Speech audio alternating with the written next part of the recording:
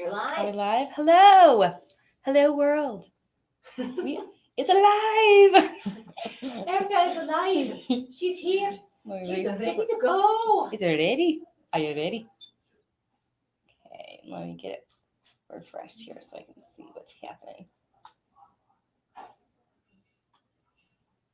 Watch live.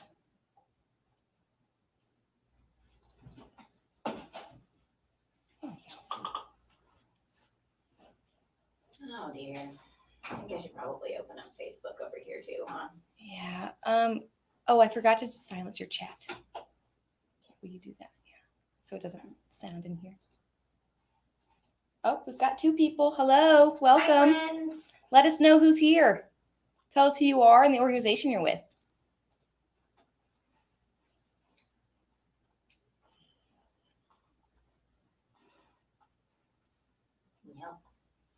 I hope there's no Facebook open in this thing yet. Man, I hope it likes me more than it liked me yesterday. I did on my phone yesterday with the comments. Better lighting.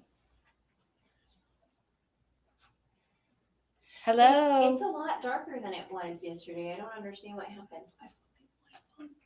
Oh, good. Hi, friends. Hey, guys. Let us know who's here. Let us know your name, the organization. If there's something that you're looking forward to, we'd love to hear about it. Also, heads up, the more you comment, the more likely you are to win some of our awards that we have going this time. So we've got some free 30-minute consultation sessions with Monica. And then at the end, we're going to give away a scholarship to attend our nonprofit marketing management fundamentals course. So you definitely want to comment. Hi, Gretchen. Shannon, hello. Oh, yay, Gretchen! We have also thoroughly celebrated your lemonade stand. Thank you so much for sharing. Louisiana. Awesome, Shannon. Thank you for joining.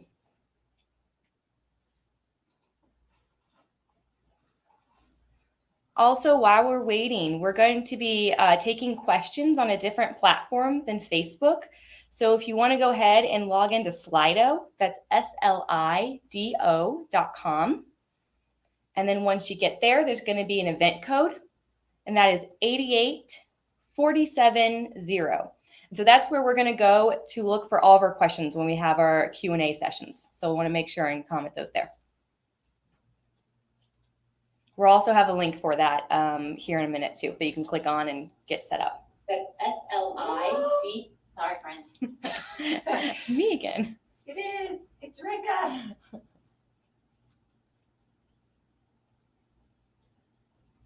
Gretchen and Shannon, are you both working in office or are you at home?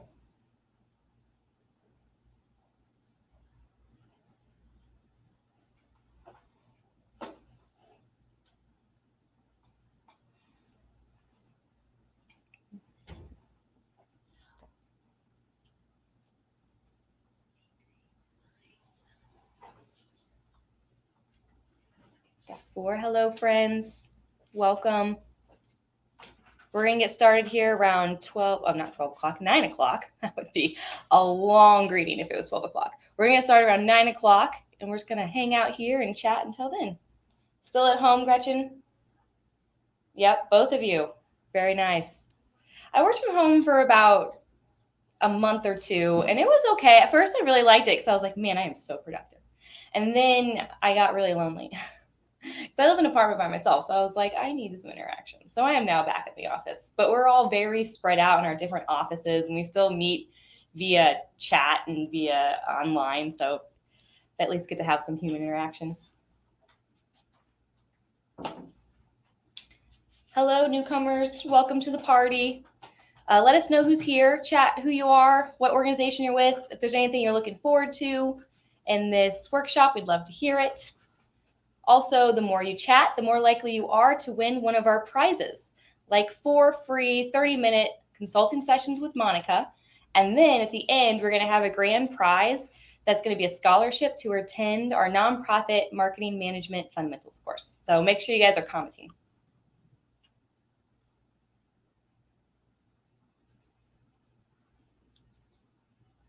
Christia, did I say that right? Welcome. Let me see here. We're happy to have you.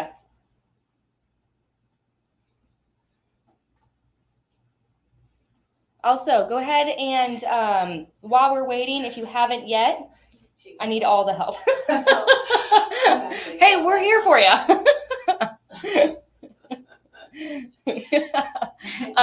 While we're waiting, let's go ahead and get everyone on Slido. So that's going to be the platform that we're using to answer your questions.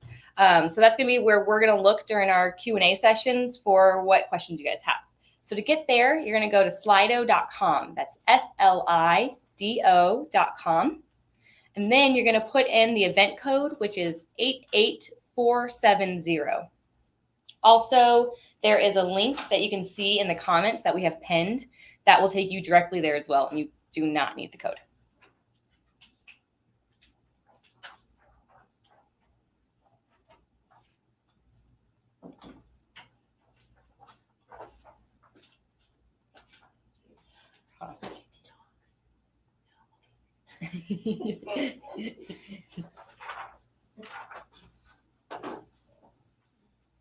All right, we're going to hang out here a little bit longer.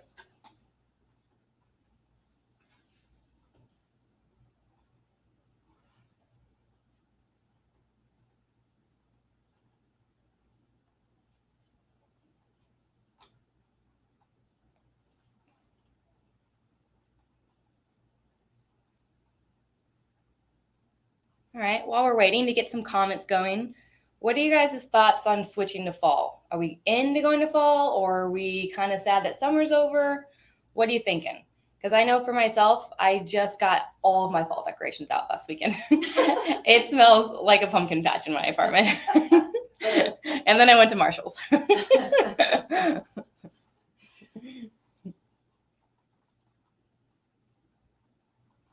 All right, we got some more people on. Hello, welcome newcomers. Welcome to our party. While we're waiting, go ahead and let us know who's here, who you are, the organization you're with. If there's something you're looking forward to in this talk, we'd love to hear about it. The more you comment, the more likely you are to win one of our prizes.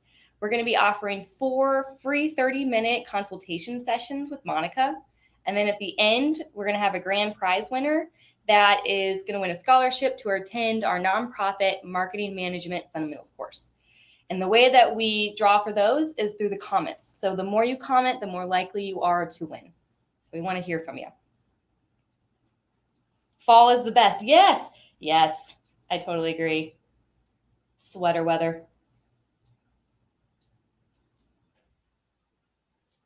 Is it sad that right now I'm like, oh, I'm kind of done with my summer clothes and I just want to move on to the fall clothes. I just bought all new fall clothes and I'm like, it's too hot to wear this one. I can't wear that one. I love fall colors too. The maroons and the purples and the orange.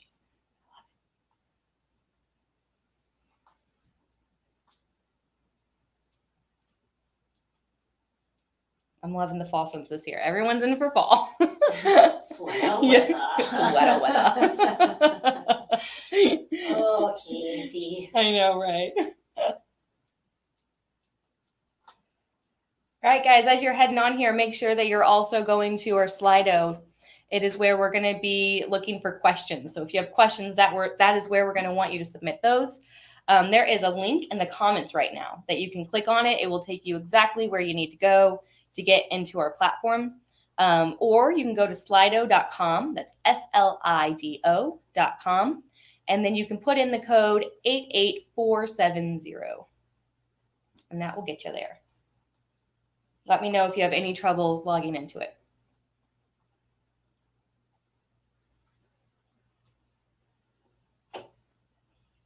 Oh, yes. That makes sense with the cold weather, Kelly.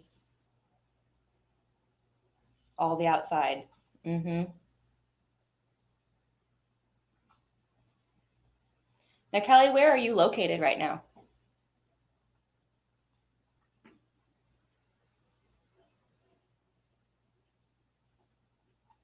Hi, Cheryl. Welcome. We're excited that you're here. Hopefully you learned some good stuff today.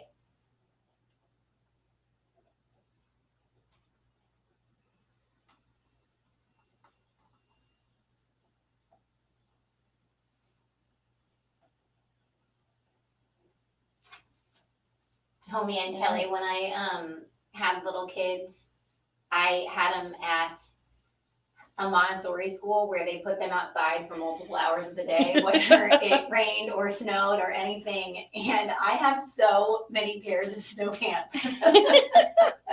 I'm like that crazy lady with all the snow pants. But they loved it.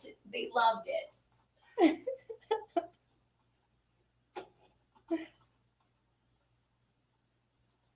I am sad. I only used my pool like twice this year. It was a little bit of a sad pool.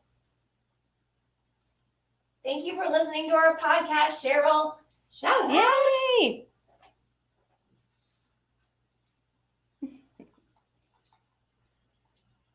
All right, looks like we have some newcomers. Hello, welcome. We're going to get started here in a few more minutes. While we're waiting, go ahead and comment who you are, the organization you're with. We'd love to hear from you. If there's something you're looking forward to, we would love to hear that as well, that we're going to be talking about today. Also, the more that you comment, the more likely you are to win one of our prizes. So make sure you guys keep commenting throughout. Some of our prizes include a free 30-minute consultation with Monica. And at the very end, we're going to have a grand prize for a scholarship to attend our nonprofit Marketing Management Fundamentals course. So make sure you comment. Also, we're going to be taking questions in Slido. You'll see that there is a link pinned in the comments. You can click on that to get to the Slido platform we're using. It's just going to be a little bit easier for us to make sure that we answer everyone's questions that way.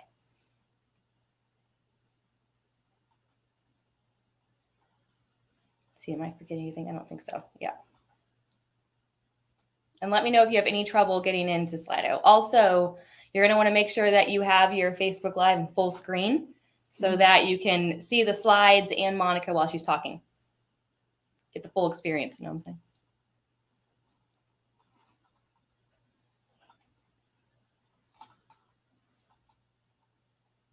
Is there anyone who doesn't know how to do that? Yeah. Let us know if you do not know how to make your screen full screen for this video on Facebook.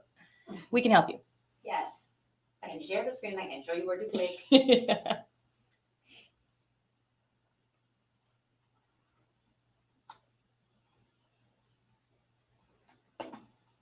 All right, just a few more minutes here and we're going to get started, guys. Is there a process checklist? Woo! Process checklist. You guys have provided so much information and I feel overwhelmed sometimes. Do we have a process checklist? That's a good question, Monica. Tell me what types of processes.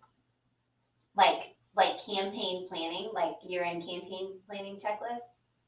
That'd be, one of those. we do have one of those.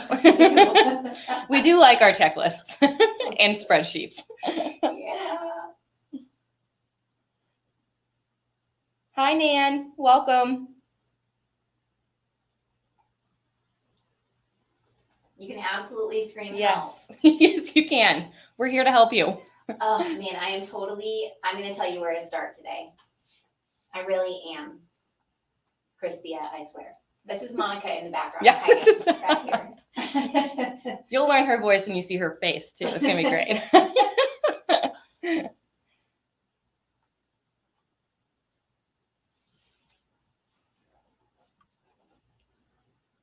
All right, one more minute. Again, as we're waiting, make sure that you guys all log into Slido.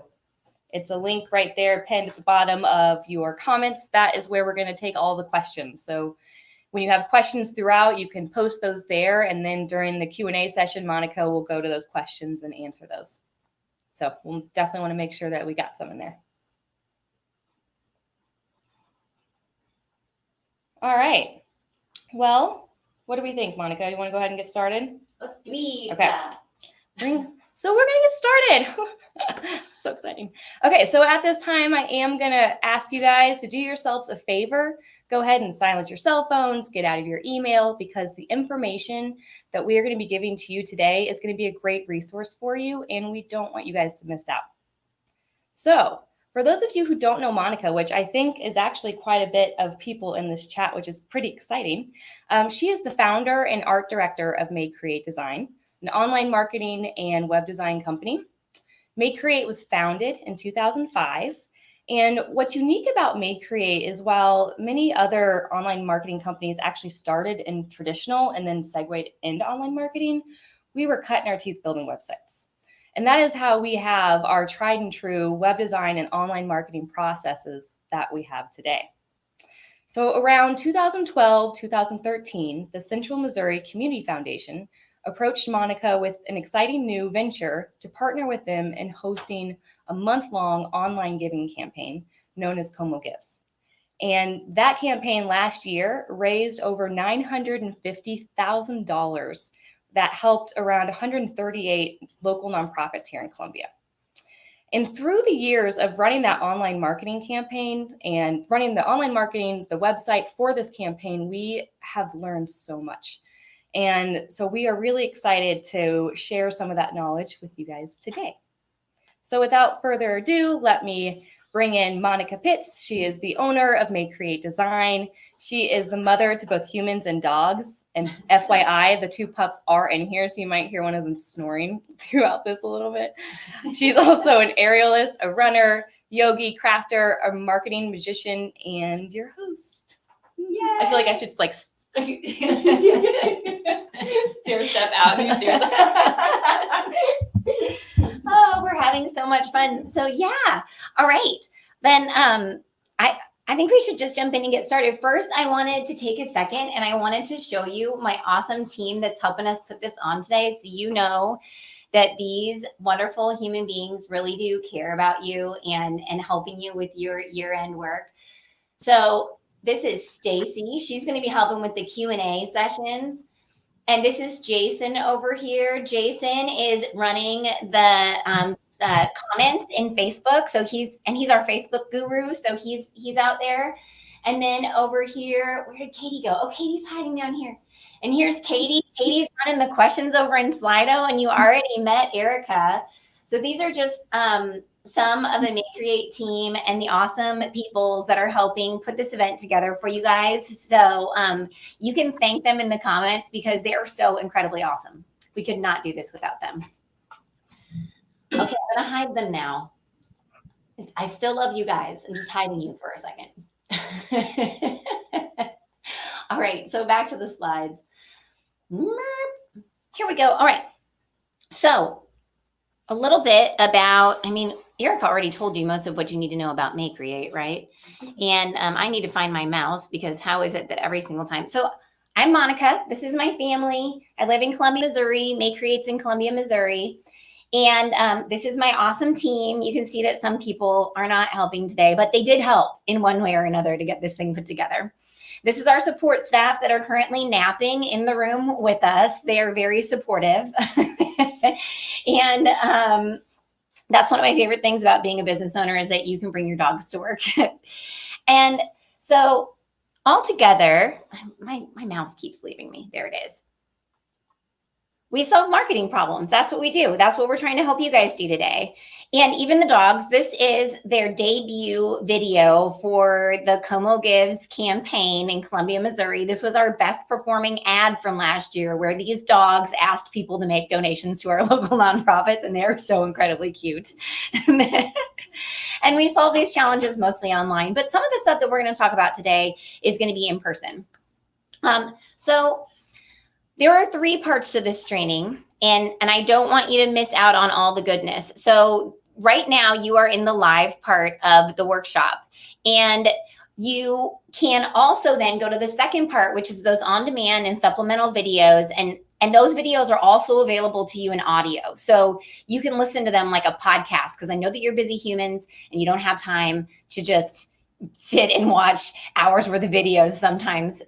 And then in those videos and audio, you'll also find these awesome guest interviews. You can learn how Boone History supported their volunteers and raised over $40,000 recently. You can hear from Robin Peoples, the national head of peer-to-peer fundraising for the Wounded Warrior Project, and how she supports her peer-to-peer fundraisers.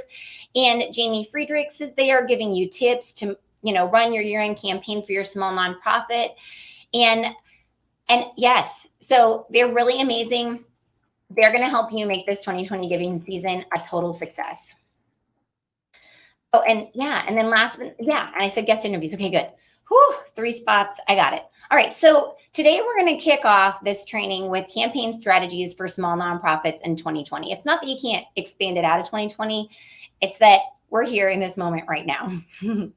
All right. So the first thing I wanted to do to talk to small nonprofits is to really understand the challenge that you all are facing as small nonprofits.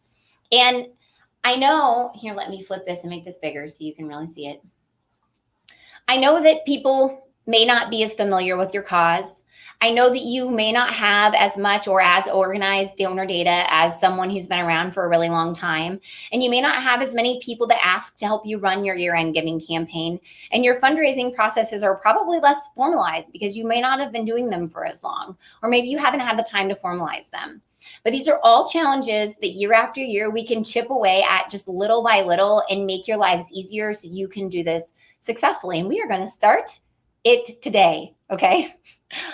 So the thing I want to give you though is some hope, because right now giving is actually really good. I just read this article on Giving Tuesday, and it was written by, Cause Match. And this data came through in March of this year. April of this year. So the average gift size to a city-specific organization, a small organization just like yours in 2020 is $276.30. And the average gift size to a national organization in 2020 is $137.96. So people are giving, and they are giving locally. This is an opportunity for you guys. I need you to have the courage to ask. That's all it's going to take this year. Now, but having said that, where do you start, right? Who was it that asked me that? Christia, it was you. You said, where do I start? Boom. All right, here we go. I'm so glad you asked that question. All right, so the first thing we're going to start with is we're going to set expectations. So you're going to set a reasonable goal, because you need a place where you're going. You need a place to tell people that you're going to help you get there. And then we're going to set a reasonable amount of activities to reach that goal. The last thing you want to do is not set yourself up for success. When you give yourself too many things to do, then you're basically just blowing up your chances of success. So start small, right? And then you're going to make yourself a cheat sheet. And I'm going to talk about how you're going to make a cheat sheet to get through this year-end giving by the end of this presentation. And right now, I am going to set 2 expectations with you. 2 expectations that I have of you. And one of them, you're gonna think, okay, that's awesome, Monica, thank you for giving me that expectation. And the other one, you're probably gonna want to kick me for, but it's okay, because I'm a mom, I'm a business owner, and sometimes we have to have the hard conversations, right? So let's get the bad one out of the way. Bad news first, right? Your campaign is starting right now. Your year-end campaign for giving is starting right now. I wore these lovely Halloween earrings for you to signify the fact that we are starting at this moment, all right? And I know what you're thinking. You're like, but I don't have time, Monica, because you're doing so many other things, and I totally get that. And when I do my year-end training for our 138 local nonprofits, you know what they tell me? They tell me that they hate it when I say this to them, and I tell them that I love them, and I'm going to tell them it again anyway, because here's the deal. You're just one person. You're a small team. You're a small organization, and you need time to get your plan together and to delegate it to your team. And you only have time if you start now. If you start it on December 1st, you've waited too long, right? It's like, man, I had a really great analogy that I used for it yesterday.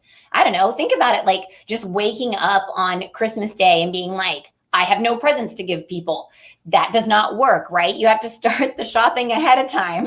So the further ahead of time you do it, the longer you have to perfect all of the lovely gifts that you give people at the end of the year, right?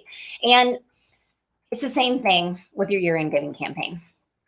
So what are you going to do right now? Right now, I want you to focus on writing your emails and your social posts ahead of time. You're also going to make sure that your team knows what to do in advance. And we'll talk about building your team in a second. And then you're just going to plan as much as possible before December. So that way, when it starts, you can work your plan. Okay. And there are some really great interviews that you can listen to about this. Both Debbie, Jamie, and Mary Ellen all have great advice on how to plan for your campaigns. Now, here's the good news though. The thing that you're actually going to like me for is, see, I had an epiphany because I was sitting and I was talking to one of my local nonprofits, and they were like, Monica, I'm just like freaked out. You tell me that I have to do this whole month of year-end giving campaign, and I am freaked out. And then they're like, what am I supposed to do? And I thought, wait a second. Well, you don't have to do it for 31 days. What? Okay, so that was a huge epiphany that we had together, and I have to share this with you. You don't have to campaign the entire month. Not like you don't ever have to campaign during the month, but like you don't have to do it for 31 days in December, okay? You have to campaign, which means you have to actively reach out and ask people to make donations. I want you to do it at least 2 days in the month of December, okay? You're going to do it on Giving Tuesday, which is December 1st. You're going to also do it on New Year's Eve. And if you're going to be an overachiever, you can do it on December 30th as well. Now, yesterday we had Kathleen Murphy with Giving Tuesday in our live presentation for our local nonprofits. And her data, as far as bringing in donations, right here.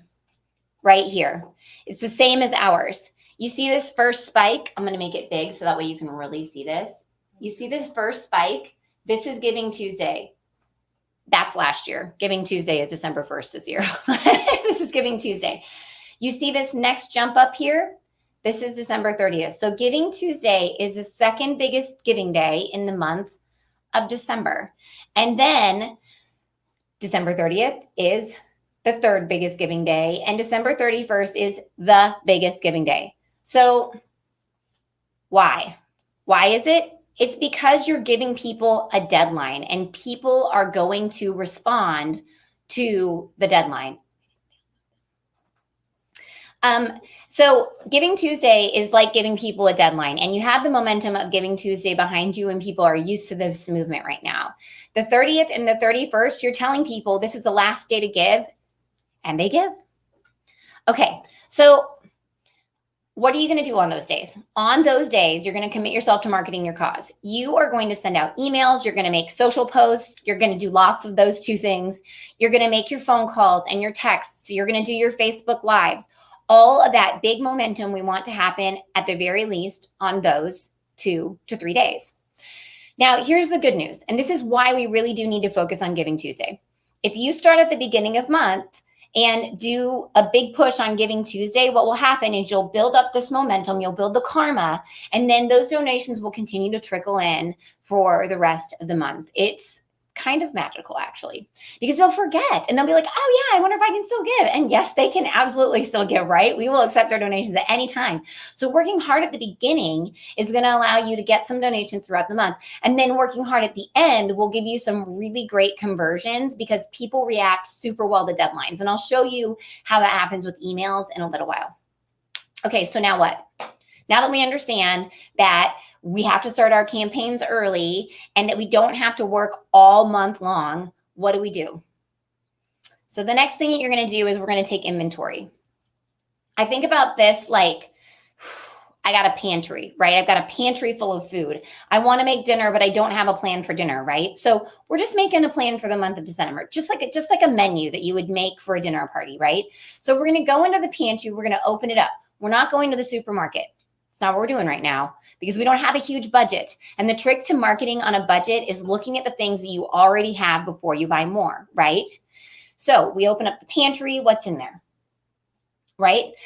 Those are the things that we're going to pick from. So has anybody ever worked retail before? I totally worked retail at a number of places, but one of my favorite ones was at Lowe's, believe it or not. And after things kind of they calmed down after the summer. And to keep my job, I became their merchandise retrieval professional. I called myself a MERP. So all of these products fall in between the shelves at Lowe's.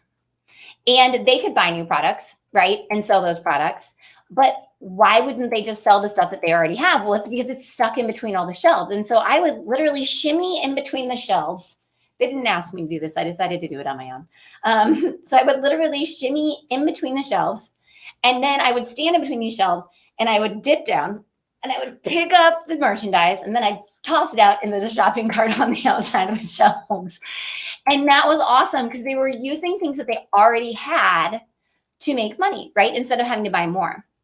So what do you have that you can use right now? What kind of assets do you have? I call them marketing assets. Now I have a really nice marketing asset discovery guide. Clearly it's super comprehensive. You can see it. It's teeny tiny over here. Let's make it bigger. Where did my mouse go? I keep losing my mouse. Okay, guys, thank you. Thank you for being with me here. Okay, so you have all kinds of things. You have staff, you have volunteers, you have a printer, you might have a car, you can put a magnet on it. There's so many things, and there's even processes. Like, think through your processes that you have in your organization when you come in contact with people. Like, one of my favorite processes that I really think that people just don't use often enough, and I learned this while I worked at a music hall, is the bathroom. You have a very captive audience in the bathroom, my friends. So if you're having an event, you should definitely be putting posters inside the bathroom stall doors and on the mirror, right? Because you have a captive audience. And that's a process that people have all the time, like checkout at a restaurant. So who can you put on your team? And what assets do you have that you can already use? Like, you have volunteer, family, friends, kids, board. One of my favorite stories is last year, John and I, so John is the director of the Central Missouri Community Foundation, who they put on Como Gives, which is our month-long year-end giving campaign for our 138 local nonprofits. And we were not hitting our goals yet. And I was freaked out because we were benchmarking and John was freaked out. And we were like, what are we going to do? Like, are we going to be able to reach this goal? And I said, John, what do we have? What do we have that we can use to build momentum and reach more people? And he said, okay, well, we've got some more giving guides, Monica. So the giving guide it's a booklet that has everyone in it, everyone who's participating in the campaign. And I said, well, I have kids. I have a husband who works at an office with thousands of people in it. So I went to John's office. I picked up the giving guides, put them in my car. I went and got my kids. I drove my kids to my husband's office and I gave them each a stack of giving guides. And I said, you walk up to people's offices, you make eye contact, you drop it on their desk. And that's what we need to do today. And they were like, all right. And they were totally in. And so my kids were peddling giving guides last year. And it was awesome because as I looked around as they left all these cubicles, people were sitting there and they were reading about these local nonprofits. Those were two things that I had. I already had the giving guides. Heck, this summer, I used the giving guides to make stinking paper mache globes for my kids, right? So there were left over. And I had my children and I had my husband's work. What do you have? What do you have that you can use to ask people to give? Okay, so you're going to take inventory. You're going to ask yourself, these team members that you identify, what are they willing to contribute? Could they do a peer-to-peer fundraiser for you? And I'll explain what those are in a second. Could they give you time? Would they be willing to share their contacts, their talents?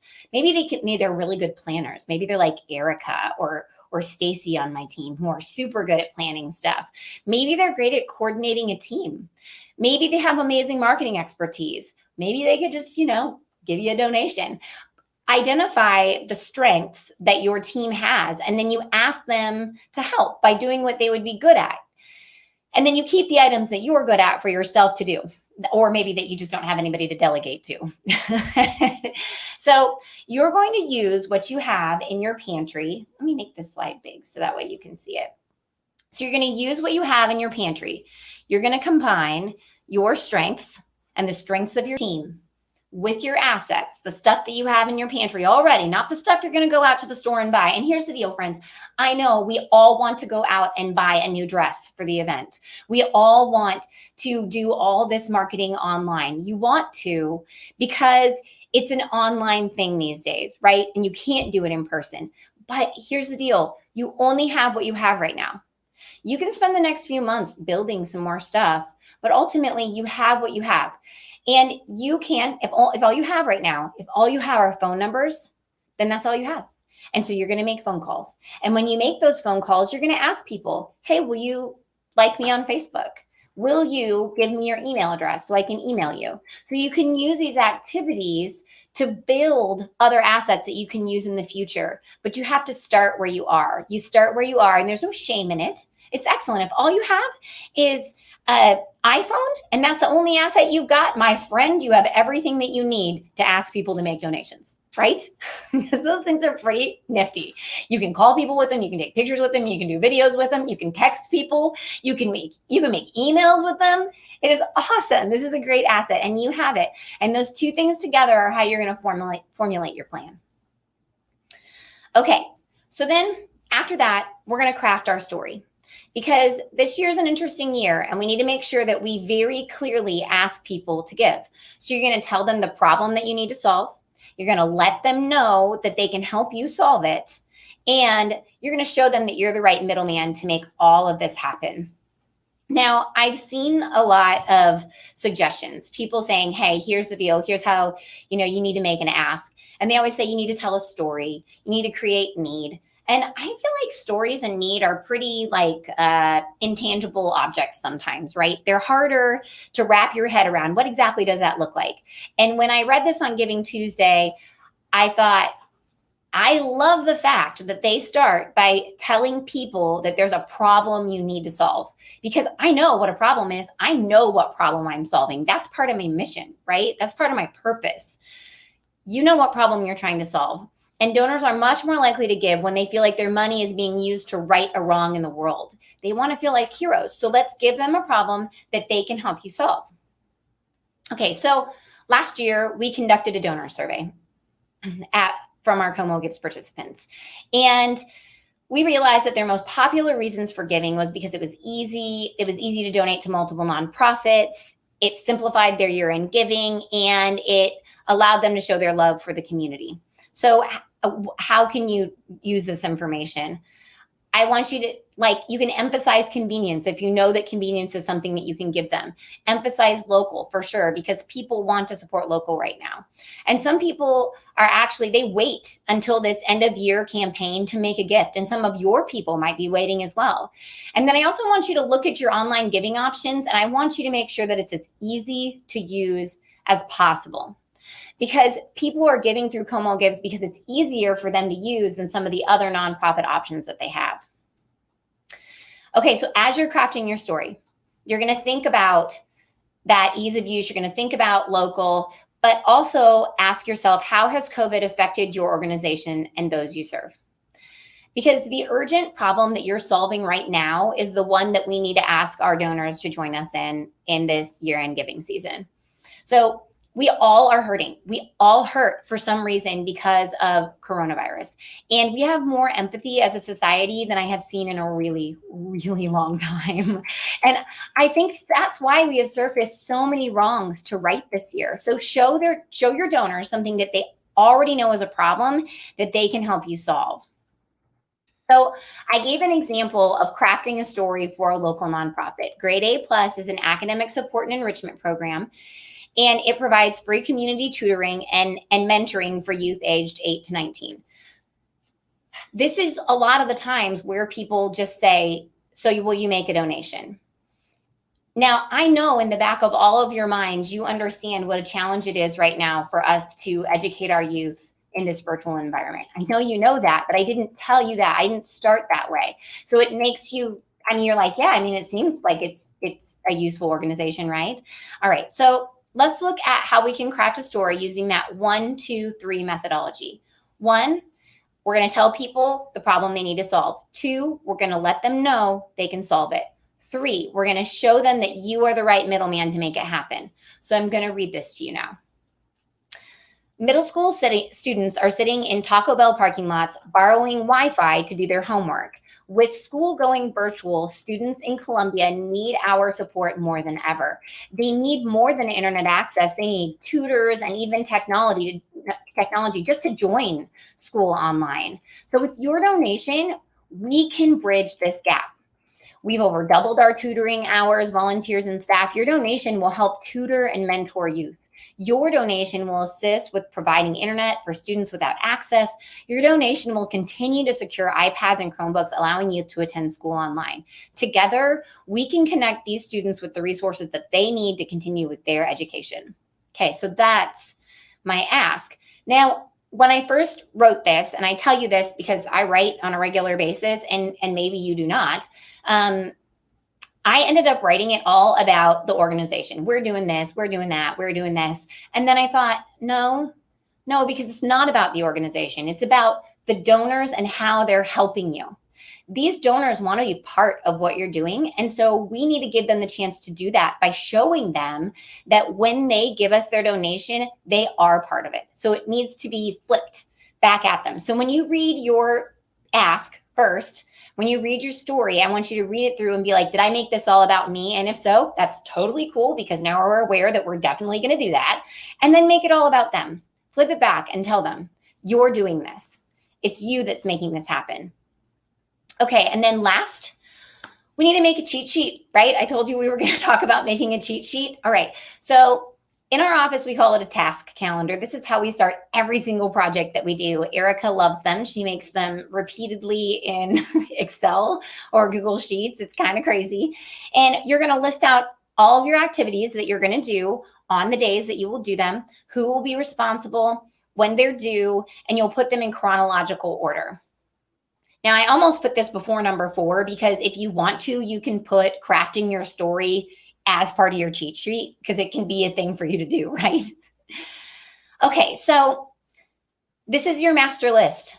You put this on your wall, you share it with your team, you look at it so you don't have to think about what to do next. Because when you're in the moment and you are trying to work your campaign, thinking about what you're going to do next, you shouldn't be strategizing right there at that moment. It should have already been done, right? So that way you can just look at it. When I used to manage all of our projects at May Create, it was horrendous. I'm a terrible project manager. That's why I have so many really amazing people that can do that skill now. Now, I had to print out every single task calendar for every project we were working on, and I had them all taped to the wall. And I would come in and I'd be like, okay, where are we at today? And this is what I did. And you can do the same thing. It's okay. Even if you're not good at this type of thing, you can use this as your tool to get through it. And then you're going to add to it as you go and keep it for next year. Next year, you're going to pull out this cheat sheet and you're going to use it and revise it. You don't have to start from scratch if you do it this year. And if you want help in like what it might look like, go out to maycreate.com/checklist. maycreate.com/checklist for our year-end campaign planning checklist. If you haven't downloaded already, there you go. All right, so your cheat sheet, like I said, you're going to write down the tasks. You're going to write down when they're due. You're going to write down who is doing them. The beautiful thing, the last beautiful thing about your cheat sheet is it allows you to hold people accountable, and it allows you to see where your system has a leak. Because if Susan doesn't write the emails and Jacob doesn't gather the emails from the board to send to, then Joy can't send the emails. And you can't be mad at Joy because she can't do her job. If Susan doesn't get the stuff in by October 1st, then, so anyway, you can go back and you can say, okay, here's what's happening. And especially if you're not the person who's in charge of everything, and you have someone to report to above you, and they're going to come down on you because maybe things didn't go exactly right. This is like, your CYA. Okay, so let's recap. We are going to start by setting expectations. Your campaign starts now. You need a relatively functional goal, right? You don't have to campaign all month long. December 1st, December 30th, December 31st. Those are the days you absolutely have to hit in the month of December. You're going to take inventory. What do you have in your pantry that you can use right now? You don't have to go to the grocery store. As a matter of fact, you might not even have the budget to go to the grocery store. Use what you have in your pantry. What are your processes? What are your assets? Who are the people that you can use to help you with your year-end giving campaign? And then you're going to craft your story. You're going to use that 3-part story. You're going to sit there and say, what's the problem we're trying to solve right now? And especially if it's COVID related, it's a great problem to solve, right? The next thing that you're going to talk about is how your donors can help you solve it and how you're the right person to make it happen. And then last but not least, you're going to make the cheat sheet with all the activities from now until December 31st with who's responsible for them and when they're due. Put them in chronological order. Yay? Okay, so that, my friends, we're set. Okay, so before I actually do Q&A, right? Yeah, we don't, as of right now, we don't have any questions. Okay, so guys, don't forget, if you have questions as I'm going along, let me find my mouse again. You can go over to slido.com or you can just click on the link in the comments and go and ask questions. Ask questions at will. I would love your questions. They help me. Awesome. We have one. Yay. Okay. So what days and dates were critical for year-end giving? So we are going to, you're going December 1st. December 1st is super important. This is Giving Tuesday this year. December 30th and December 31st, New Year's Eve. Those are the 3 days where if you do no other asks all month long, you absolutely must ask those days. And I'm going to go through next, like an email schedule for you. And that email schedule you can also think of as kind of like a benchmark for activity days in the month. So I feel like I'm always asking the same circle of people to give or ask others to give. How do I get over feeling bad about this? Okay, I really wish that Kat Murphy was here because we had someone ask this exact same question yesterday. They're like, can we ask people too much? And Kat Murphy with Giving Tuesday, she said no. She said generous people give. They do. And we're going to talk some about peer-to-peer too. And so if you're feeling like maybe I'm asking them the same thing over and over again, you can vary what you're asking and they can help you build out the people that you have to ask, these people that you're already asking by doing some peer-to-peer help with you. So don't feel bad. Generous people give. Kat says it's okay. And she does run one of the most gigantical giving days of the year. Maybe the most gigantical giving day of the year. So I like, she's very smart. We know these things, right? They also care about you and your cause. Absolutely. They wouldn't give if they didn't care about you and your cause. So thank you, Stacy. I forgot. Stacy's supposed to be hanging out with me right now. I get to hang out during Q&A. Yay! Okay. Are there any other questions right now? And if not, then we will give away our very fun awesomeness right now, which first I have to, hold on a second, friends, find my mouse. I know. The joys of multiple screens. I know. I have 3 screens going right now, my friends, 3 screens. And Erica also has 3 screens, and Stacy has 2, and Jason has 2. Would anybody like to do the math on how many Make Create monitors are being used to run this webinar? Oh man, it's so awesome. Okay, I'm going to move my notes up here. All right. So our one-on-one consulting sessions, which guys, I love these. I love these because when I leave these consulting sessions with people, they always say, man, I have so much more clarity. I feel like I know better where I'm going. And I personally, like, it totally fills my cup as well. So these are so much fun.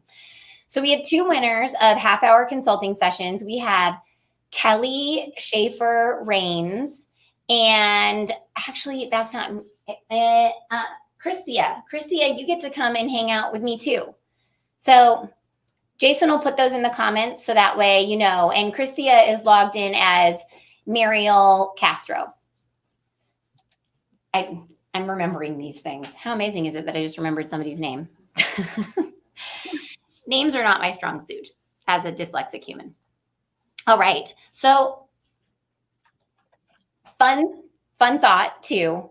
Like, we are going to give away 2 more half-hour consulting sessions before the end of our workshop today. And if you are not the lucky winner of one of those, then please, please realize that we also have an awesome deal that we're doing right now. You can go to consulting.maycreate.com and you can get a 1 hour one-on-one consulting session for half off between September 28th and October 9th. I'm trying to motivate people to start their year-end campaigns early. And then we will sit down one-on-one and we'll figure out where to get you started. You can ask me whatever questions, and I swear if I don't have answers, I will find them for you and I will get them, right? Question answers. All right. So having said that, let's dive into emails. Is everybody ready to learn about emails? Yes. Okay. So email how-tos for fundraising. That's what we're covering right now. Well, the first thing I'm going to tell you is I'm going to ask you to send more emails than you're comfortable with sending. And I'm not the only person who thinks that you need to do this, because Kat Murphy also says with Giving Tuesday, and I'm going to keep talking about her because she did an awesome job yesterday.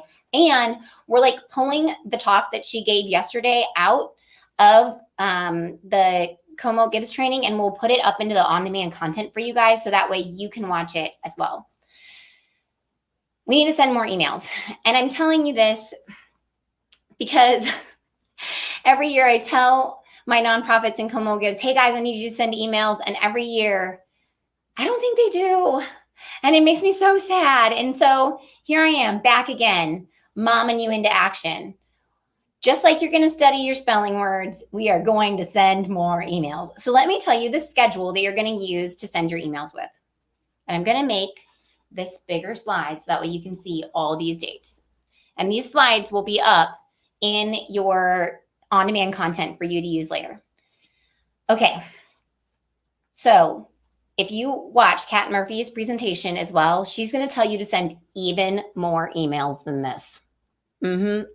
She's going to tell you that you actually need to send 3 emails the week of November 30th. So the week before Giving Tuesday, she says that you need to send 3 emails. I'm just trying to give you a slightly less assertive goal, but both are great strategies, okay? So I want you to send a save the date 2 to 3 weeks before you start your campaign. I think you can send even more emails. You can send 1 email a week. And what you're going to do in these emails is you're going to talk about the fact that you have need. You're going to tell stories, and you're going to explain what you're doing with donations. You're going to thank your donors. Not all in one email. Okay. These are multiple emails that I'm talking about here.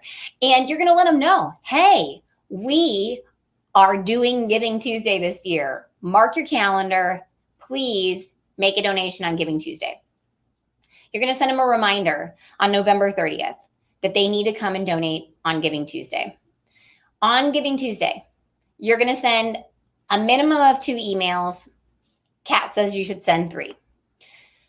You need to send 1 in the morning. People are most likely to do what you ask them to do in the morning. And then you're going to send them another one midday and at the end of the day, or just 1 at the end of the day. I just send at least 2, okay, guys? And what you're going to do in that email is you're going to send them an update, like, how you doing? What's your goal? Are you almost there? And then tell them that Giving Tuesday is ending soon. Give them that motivation that they need to make that donation. On December 2nd, I want you to send them another email. I want you to tell them, thank you. Thank you, thank you, thank you. And you're going to let them know your donations are going to make a huge difference. This is what we're going to do with them. Then you're going to very gently ask them, if you didn't donate, you can still donate. Here's a link, right? So this one is not focused on the ask. This is focused on the thanks. You're going to send another one on December 15th. And my top 2 are flipped here. So December 15th, another thank you, another update, another ask, right? We are thanking people here. And then we're going to send them another one on December 22nd. And we're going to say, give before you go, because they're leaving their offices now for sometimes over a week for the holiday season. And we need to remind them, hey, if you're not going to be in front of your computer, then maybe you should probably give now. On December 30th, you're going to send them an email that's like, don't forget. This is an email where you ask. So give before you go. We are asking them to donate. Don't forget, we are asking them to donate. Last chance to give, absolutely. Asking them to donate. And then we have a final hours email again on December 31st. And I think that you can send 3 emails on December 31st. You can send one in the middle of the day that would be thank you, update, ask gently. And then you have a follow-up and a thank you email that you're going to send on January 1st or 2nd. So here's what you're going to do, guys. You're going to write these emails now. You don't have to wait until then. You write your emails now, and then you'll fill in the blanks before you send them for your update emails. And then you just send them. That way you don't have to think about it in the moment. Okay, so at the very, very, very, very, very least, these are the emails you're going to send. Save the date, 2 on Giving Tuesday, a thank you on December 2nd, last chance to give on the 31st, final hours on the 31st, and a follow-up and thank you on the 1st or 2nd of January. This is the very least. I want you to do this. Kat wants you to send like 8 more emails than this. My invisible friend Kat over here. But at the very least, I need you to do this, okay? I like to give people stretch goals and goals and like normal goals. Okay, I know what you're thinking. You're thinking, there is no way I'm going to send this many emails because I'm not going to bother people. I'm going to mom you right now. You can just stop that attitude. I'm going to send you to your room. Stop it. Just stop it right now, because the only way that you're going to bother people, my friends, is if you send them crappy emails about an unworthy cause. Now ask yourself, do you have an unworthy cause? Are you unworthy of their support? I hope you don't feel that way. I know that you're worthy of their support. They know that you're worthy of their support. And you're not going to send them crappy emails, because I'm going to give you templates to use for your emails. So you're not going to do that. Yeah. And you have this video, and you have Kat's video, and you have so many resources. You can do this. Make the ask. And you want to send the emails. And here's why. See, even though I know that you just want to stay in your comfort zone and you want to post on social media, you're going to get far better results from sending even just a few emails. Kat says that emails are 40% more likely to convert than social media. Here's what I know about running my Como Gives campaign is that Como Gives gets lots of traffic from social media. Like 39.7% of all the traffic that comes to the website during the month of December for the year-end giving campaign, it's social media. But it only brings in 11% of our donations. So almost 40% of the traffic only brings in 11% of the donations, right? The conversion rate on this traffic is only 5.38%. So I only have a 5.38% chance of getting a donation from the people who visited my website from social media. Okay. Do you want 1 cupcake? Or do you want 3 cupcakes? That's what I'm asking you right now. And the answer is always 3 cupcakes, especially if they're loaded up with icing and sprinkles, because I love it. Okay, so email converts on our website at a rate of 16.36%. So it's 3 times higher, over 3 times higher than social media. And that's why we have to send these email. I'm not telling you don't do social media. You should do social media. It will really help you build awareness and stay in front of people. But that email is the ask that is far more likely to convert. Here's some more data from our 2019 campaign. And what the only thing really that I want to point out to you is this middle number, $273.22. That is the average size of a donation from someone who enters into the Como Gives website via email. Do you know what the average donation size is for our campaign?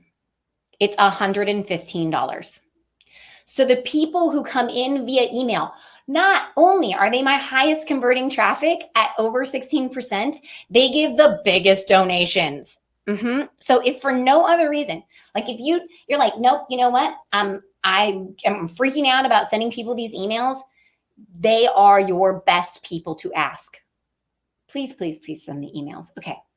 Off the soapbox. So what makes a successful email? Let's talk about that. Yay.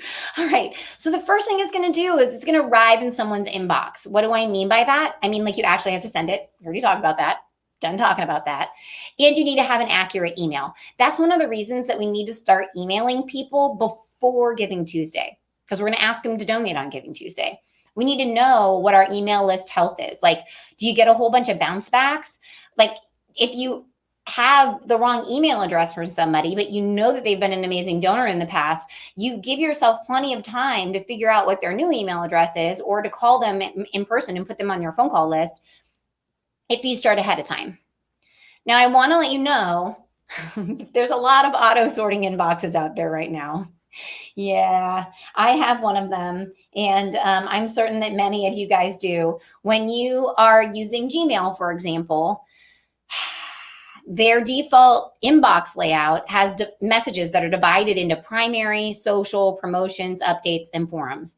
So we have to write these emails in such a way that they end in the primary tab, right? Because they're probably not going to go digging through all of their other emails. Well, you know what, though? I mean, it is December, right? I'm looking at Erica, like, for conference. I mean, it is December, and they're looking for a coupon for sure. So they will probably end up in the promotions tab more than you think. But anyway, so how do we do that? We're going to follow steps 2 through 5. So the first thing we're going to do is we're going to make sure that the reason for our email is clear and relevant. So people have to open the email to read it. And this means you have to establish the need for them to open said email. So we have to create a reason for people to want to open that. And that is your subject line. A large part of that is your subject line, right? So in your subject line, you're going to be clear. And I'm going to give you example subject lines in these templates. Some tricks that I found work really well is using people's first name in the subject line occasionally will totally get them to open an email because it personalizes it for them. Also, anything that's urgent and important, how do you create urgency and importance?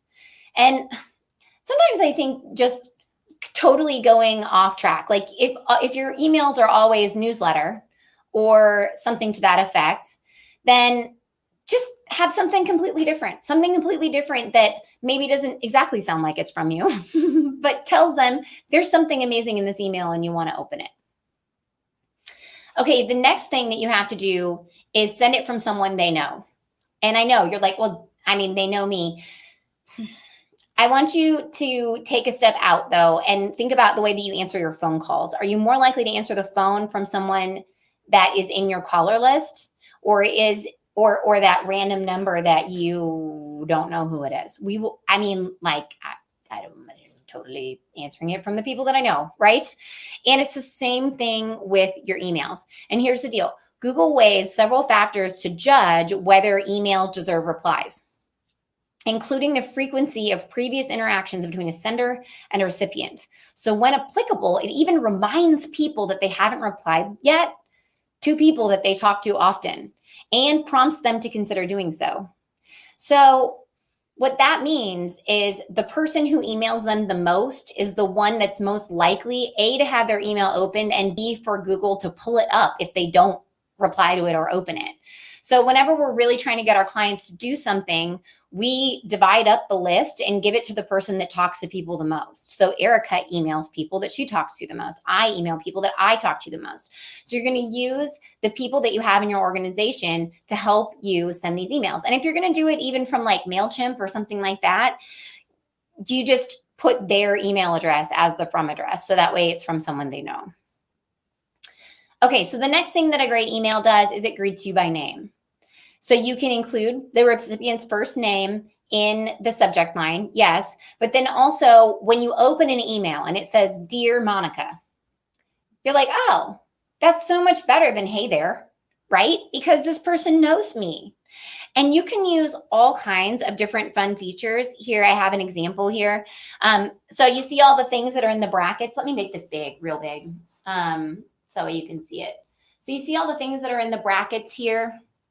These are things that you can put into a spreadsheet and you can upload into a system like MailChimp, or you can use Mail Merge with Gmail as well to fill in information about your donor to make this a customized email for them. All right, so then the next thing we're going to do in our email, we're going to make sure that it's pretty and it's free of errors. Now, I say it's pretty, but here's what's strange. is that if you put a whole bunch of pictures and links all over your email, it will probably get sorted out and pushed over into another tab. It won't be in the primary tab. So we need to feature some message characteristics that aren't purely promotional. We have to actually communicate with people, like write them that email. So too many links and images make emails seem like they're not as uniquely targeted. So try sending your emails with just one link, which is great because we just want to ask them to do one thing per email, right? Too many things freaks them out. There's so many times that Erica and I will have a conversation and she's like, well, I'm going to wait until we have absolutely everything ready for the client. And then I'm going to send them the email. And I'm like, no, maybe we just send them 3 emails, because if you ask them to do 3 things in one email, odds are pretty good they're going to forget one, right? How many times have you emailed somebody and they answer one question, but they don't answer the other question? Same thing with the people that you're emailing asking for donations. Give them one thing for them to do. And then I actually read a test that somebody did, and they took a very simple email, like an unstyled one with MailChimp, and they added all kinds of things to it. And the one thing that plopped it into the promotions folder was when they added price, just so you know. So the last thing I want you to do is I want you to make sure that it works on mobile, because you know, especially at the end of the year when people are not in their office and they're not sitting in front of their computers, they're going to be checking their email more and more on their mobile devices. I mean, people check their email on their mobile devices anyway, but it is definitely more prevalent during this month. So we want to make sure that it looks great on mobile. You don't want to have everything teeny tiny and all jumbled together on top of each other. So test it. You can send yourself a test email and open it up on mobile, but you can also use the testing features on MailChimp. Okay, you're going to track it. Yes, here's some ways to track it. Method number 1, you can email it from your inbox, and you can use open tracking with MailTrack, HubSpot Sales, or Boomerang. These are all free and available in Gmail. If you don't have too many, like you have a limited usage for free is what I'm trying to tell you. And then if you use Outlook, then you have HubSpot Sales that you can use, but I don't use Outlook very much. And so I just can't, I can't give you a ton of advice on it, but definitely look for something that tracks for you.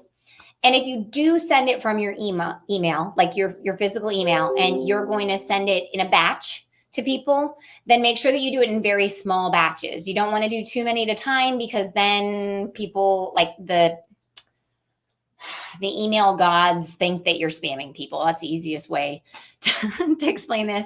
And make sure that you include a way to unsubscribe if you do it to everybody this way. So it could just be really simple at the bottom of the email. I got one the other day from somebody that said, hey, you know what? If you don't want to hear any more about Giving Tuesday, you can just click here and I'll take you off the list. And that was fine. Okay. So method number 2, you've heard me reference MailChimp a couple of times now. So you can use MailChimp or any other email marketing service that you like. I really like MailChimp because it's free, up to 2,500 subscribers, and it does a heck of a lot of stuff. So there's tons of tracking there. You can do A/B testing, which I always suggest that you do, because A/B testing is going to help you understand what works and what doesn't work, which is really important. And you're going to make sure that you send it from people they know, even from MailChimp. Okay, so I did a video about how to add UTM parameters to your email links. If you're a tracking crazy person like I am, watch the video. It'll help you understand how to understand where your traffic is coming from email, because sometimes it doesn't sort quite right. And then also you're going to send it on time, right? Now, we talked about the times that I wanted you to send your emails, and I wanted to show you this data so I could back it up. So in 2018, our highest grossing email, and in 2019, our highest grossing email, meaning the most donations came in to Como Gives from Giving Tuesday. That's the day they were sent. So in 2018, the Giving Tuesday email converted at 15.31%, and it brought in $22,500 in 79 donations. And in 2019, the email converted at 24.36% and brought in $25,715 in 76 donations. Now, our highest converting email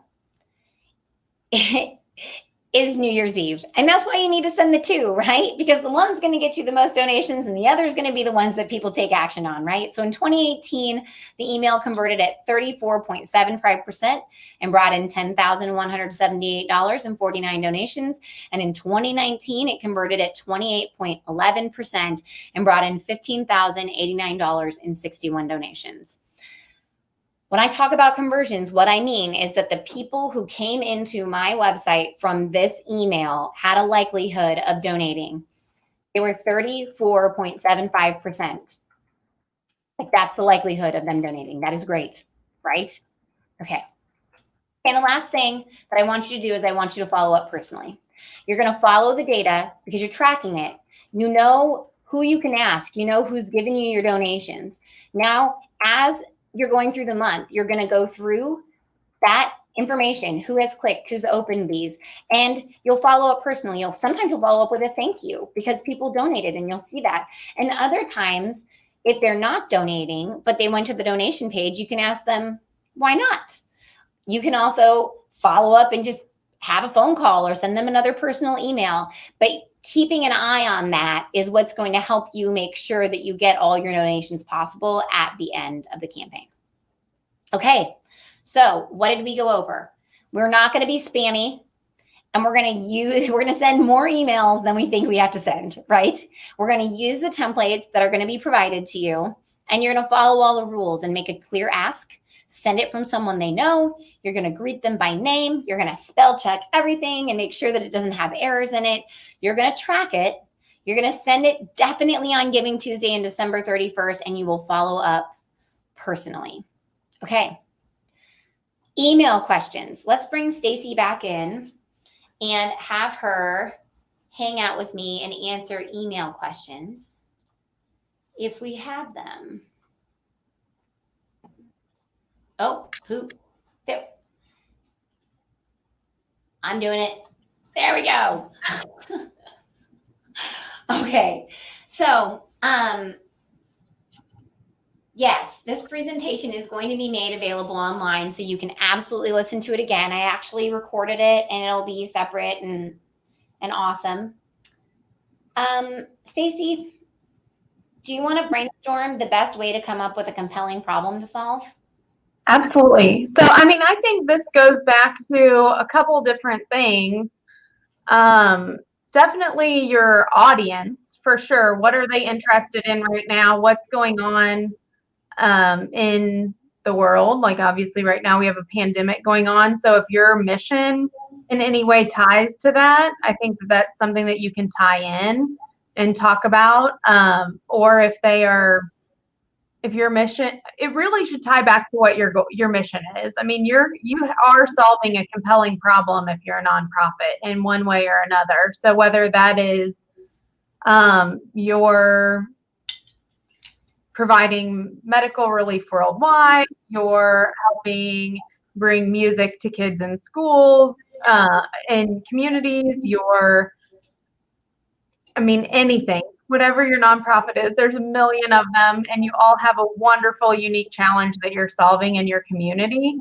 So that's really where your compelling problem should stem from. I don't like what you said about their target audience too. I don't think that you should have to get super creative on your compelling problem, because you really should stick to one message and keep it really simple. I mean, that's the way your audience is really going to grasp onto what you're doing. Don't try to overcomplicate it, really. Okay, what about regular mail requests? Are they as effective as emails, or could they be used in combination with email requests? Absolutely, absolutely, my friend. Now, Debbie, one of my guest interviews, she talks a little bit about like physical mail asks. And I think her advice was that they needed to be in people's hands like right around Black Friday. So I would have to re-listen to it, but I believe that's what she said. A lot of our clients use regular mail requests. We send out mail to people like as a company, and I'm always surprised. Like if we send out a letter, and Stacy can back me up on this, even if we're saying, hey, you know what, we have to raise our rates, people call us and ask us to do things for them. And I'm like, I just told you I was going to charge you more money.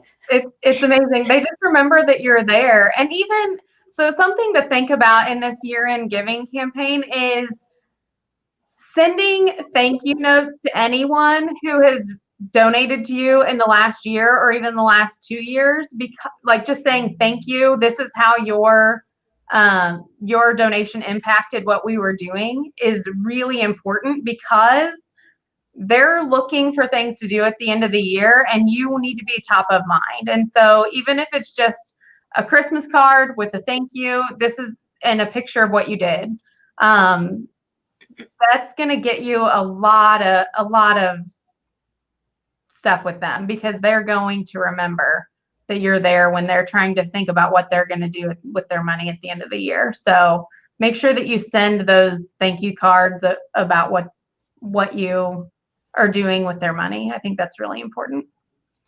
Well, and I think also you want to use multiple different mediums to communicate with people, because not everybody communicates in the same way or at the same place.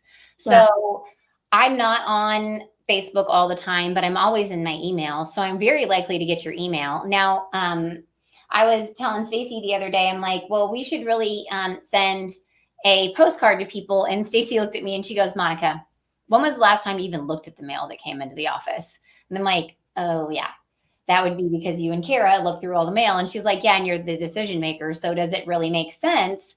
Are our decision makers going to get this mail? Now, if you have a person's mailing address to their home, that's different too. But what I'm trying to say is that if they're likely to be on social media or on email or in their physical home, then you can talk to them in those 3 places.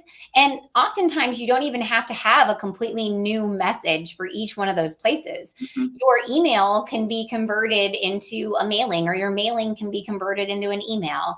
And then that can be broken into little pieces and put in a social media post. So you don't have to just recreate the wheel every single time you do it. No, definitely recycle that message all the way across. It's going to make your life so much easier. Oh, amen, my friends. Amen. Erica, how are we on time right now? I think we're ready to do giveaways. Okay.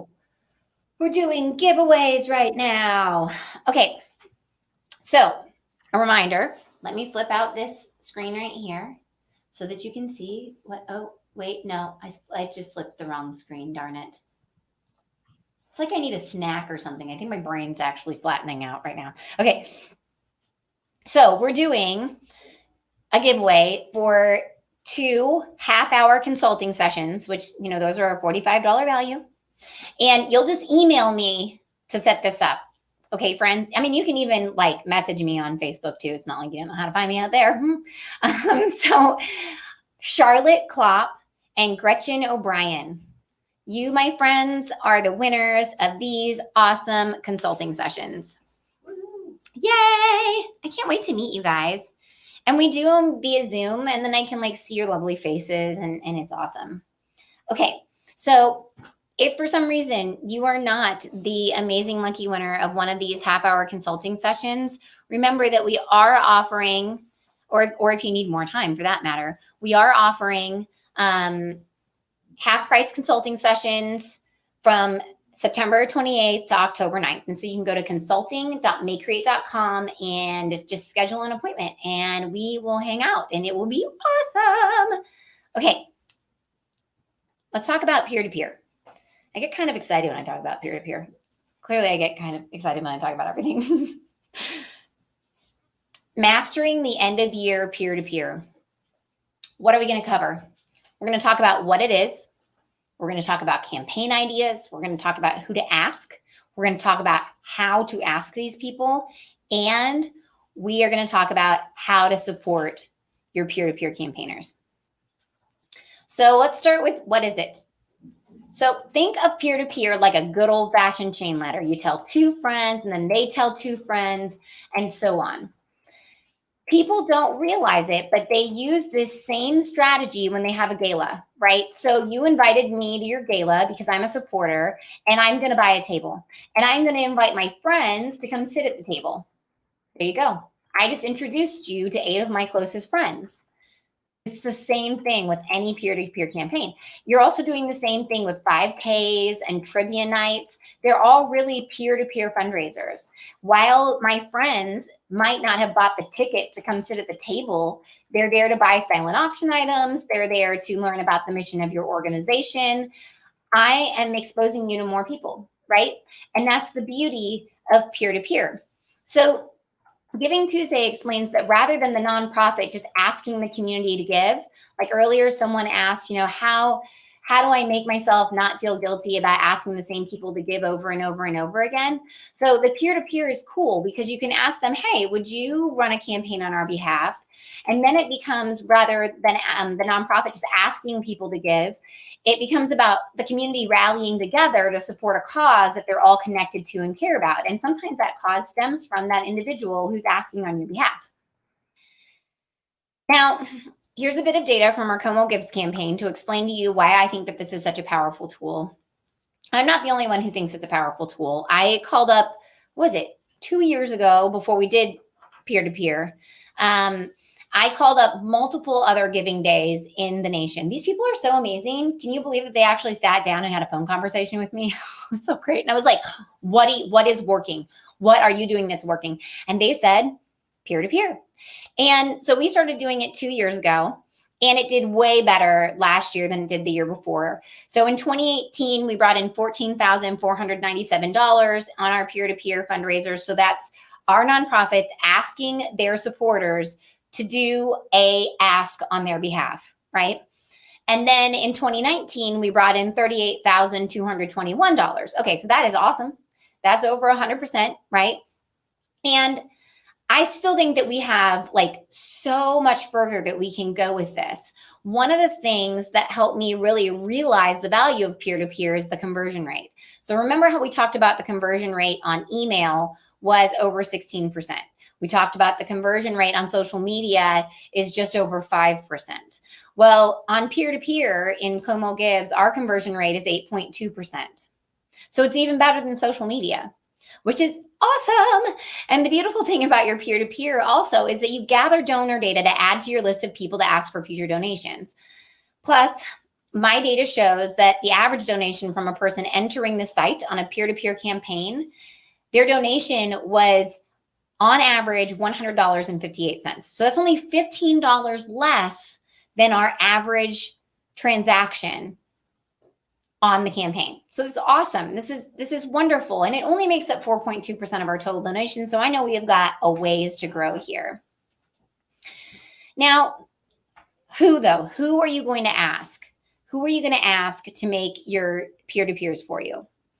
Now, Giving Tuesday, they did a poll and they said that really people are more open to doing this for you than they ever have been before because they do see that there is a need right now for your organizations in their communities. So they are more willing now than ever to do this. So I don't want you to be afraid to ask. And I'm going to try to bolster you again as I show you our own data about people who did it for us. So the first people that I want you to think about to do a peer-to-peer for you is donors who made large gifts in 2019 but have not made them yet. So if you know that there's somebody who usually gives you a big gift at the end of the year, I want you to ask them to do a matching gifts campaign for you. And what that means is that, if someone donates $15, then they donate $15. This is super motivating to people because it's like giving them a coupon, right? You're like, you get to double your money to us and it will motivate them to take action. Now, if their match is big enough, you don't have to ask them to ask people on their behalf. You can just do it for them. You can make this your Giving Tuesday push. Say the first $1,500 of your donations will be matched by Monica.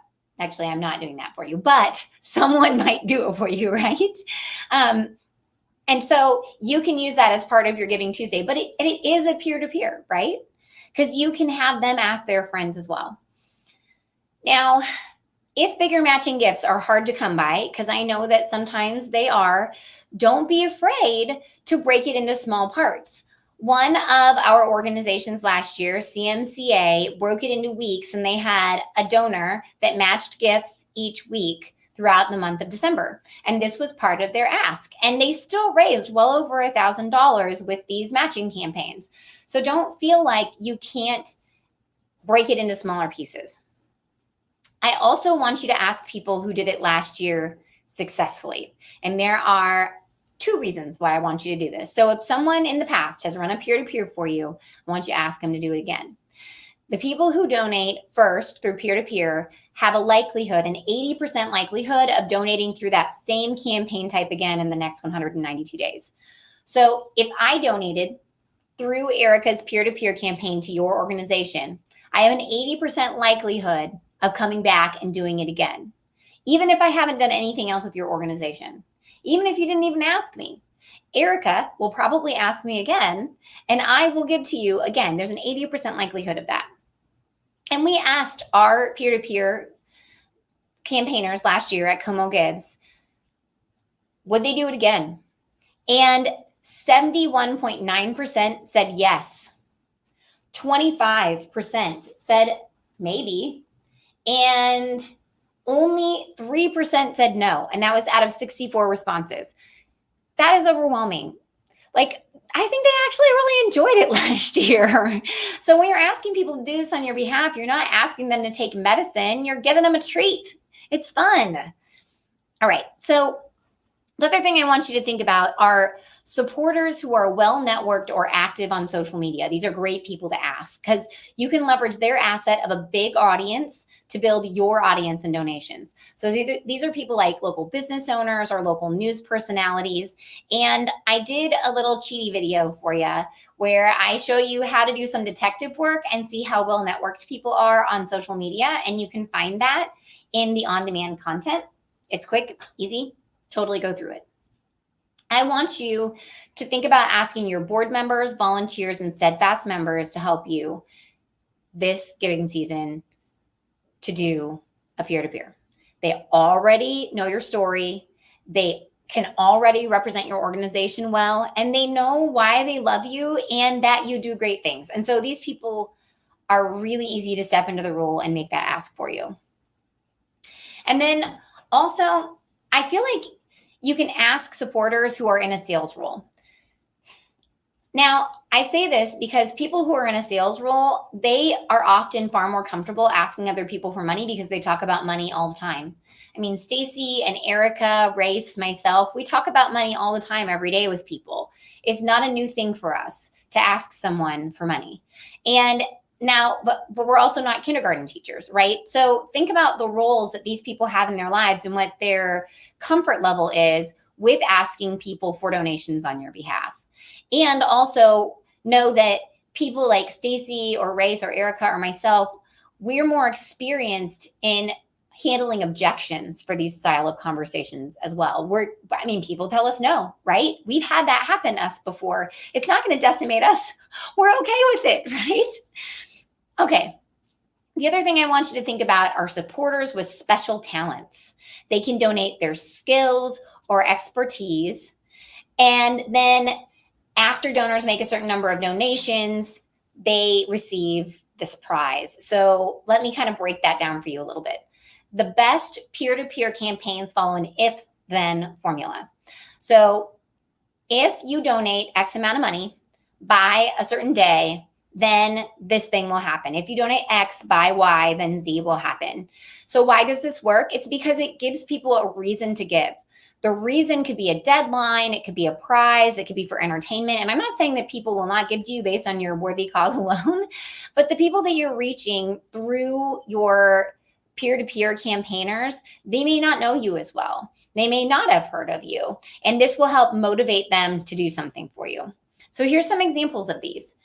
Last year, you can see these people earned hundreds of dollars in support of their organizations by doing things like baking cookies to anyone who made a $25 donation before December 15th. There was one gentleman who earned $352.75 because he entered everybody into a drawing and pulled out a winner. A lucky winner got their lawn mowed 3 times this summer. And Pam Gaynor did an art class, and a 3-hour art class for a donation of $150 a person. So here you go.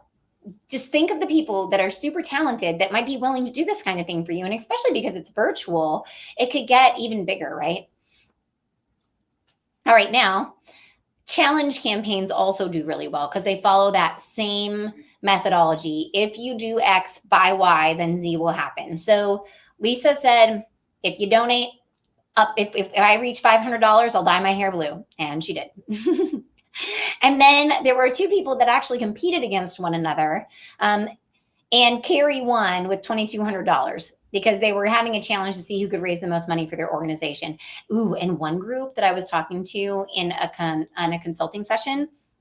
So their cause is to support families of law enforcement.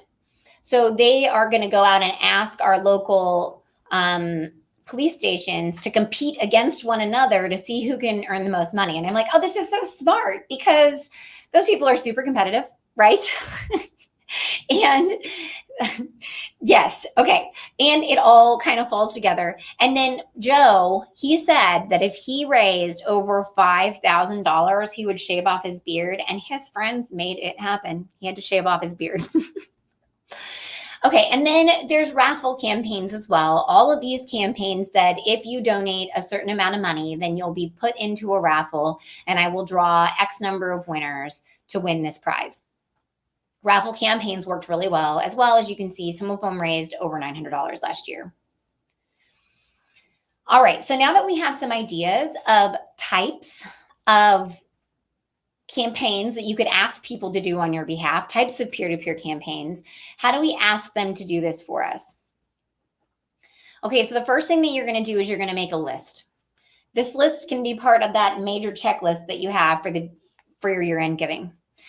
You're going to start with a great list of people to ask, and you're going to do your homework. You can use that video that I made to investigate if they would be good candidates. And then you're going to determine the best person to ask. Just like those emails, you want to have the person who's the most likely to get the result you want, ask them.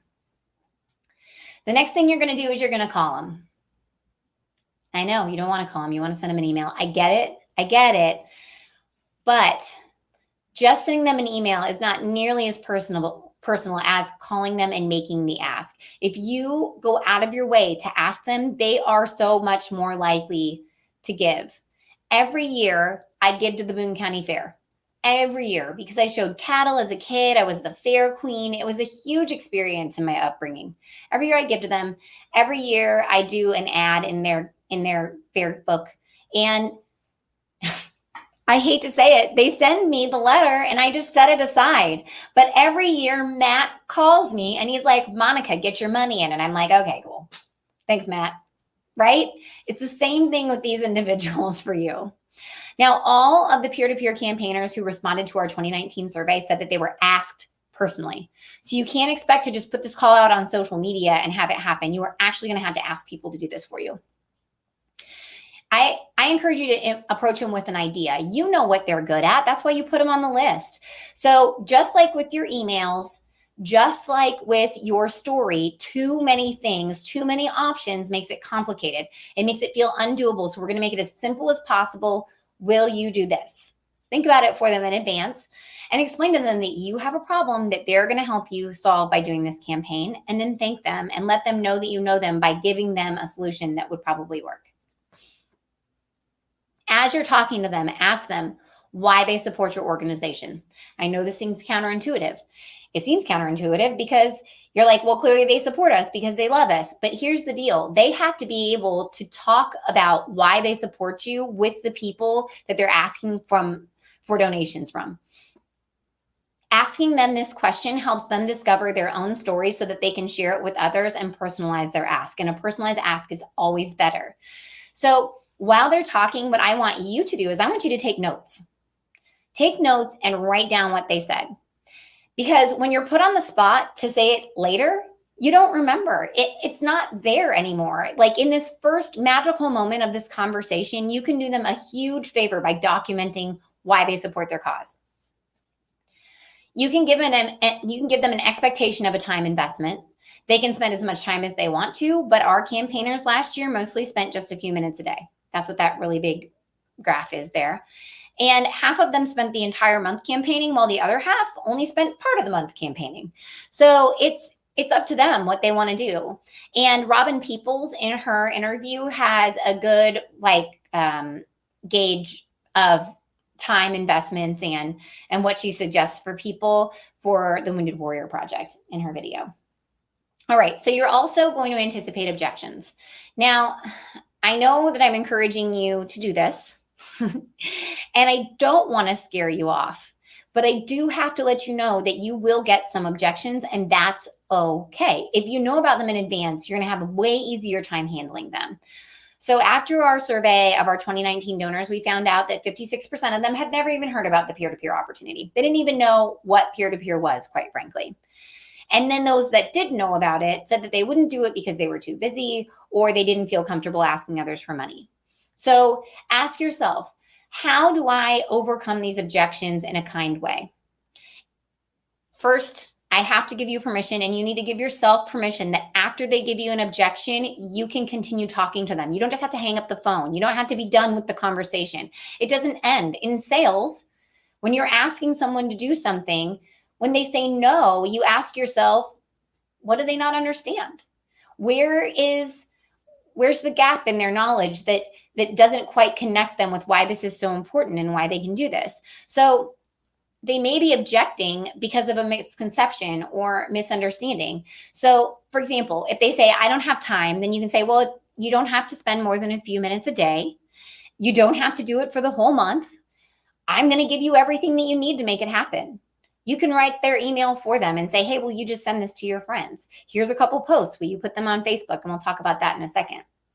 And if they don't feel comfortable asking for money, do they understand what the money is going to be used for? Is it not a worthy cause? Help them see their fundraiser in another way, like a service for donation. All those people with their talents, the cookie bakers and the lawnmowers, all of those people can support your organization, and they don't really have to ask for money. They're like just having a yard sale, right? And if the answer is still no, then is there any other way that they can help? Would they be willing to forward an email to friends on your behalf? Would they put a sign in their yard? Would they share a comment on Facebook? Would they go on Facebook Live in support of your campaign? Is there someone that they know who might be a better fit? These are all questions that you can ask them when they say no. Okay, and then last but not least, when they agree, we're going to support them. Now, Mary Ellen did a really good job of explaining how she supported her Peer Ask campaigners during their phone-a-thon that they raised $40,000 at just a few weeks ago. So she did so much planning for them. It was awesome. You should really listen to what she has to say. The first thing I want you to do is I want you to tell them how to sign up. You need to decide where this is going to take place. Is it going to take place on Facebook? Do you have another type of system that you can do this through? Are they just going to mail in checks? Tell them how it's going to work and introduce them to the technology they'll be using. Make a video of how you want them to use it. I really like Loom for this. Then you're going to provide them with marketing assets. This is the same things that you're going to provide your team with when they are helping you run your year-end giving campaign. You need your goal in writing.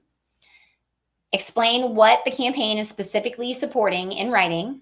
You need your logo with a transparent background, images that they can use in their social media campaigns, your mission in writing, a script that they can use when calling or texting people, an email that they can send to their friends and family, maybe a few social posts.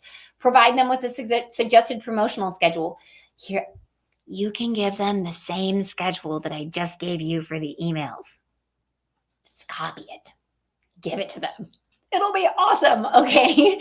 But just like you feel out of control, they can feel out of control too. So the more that you can give them to make this easy for them, the better they're going to do in helping support you in your year-end giving campaign.